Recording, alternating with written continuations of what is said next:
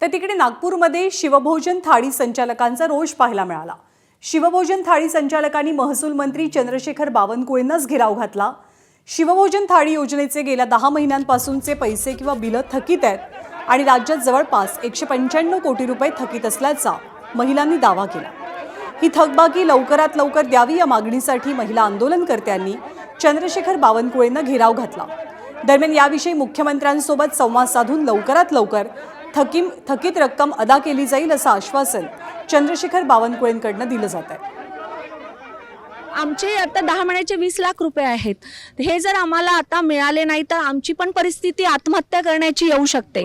सध्या माझ्या नवऱ्याने आपले जे मेहनतीचे पैसे आहेत ते आम्ही बायांना देऊ 10 महिने झाले कम से कम आम्ही त्यांना चालवत आहे। 15 लाख रुपये आहे। मी 100 लोकांना दररोज जेव घालत असते। वेगळे वेगळे आहे ना, कोणते 75 आहे, कोणाचे 150 आहे, कोणाचे 100 आहे, अशा मार्फत थाळ्या आहे सगळ्यांचे। सरकारने आम्हाला सेंटर चालवायला जे दिलं आहे तर आम्ही आमचं काहीही करू।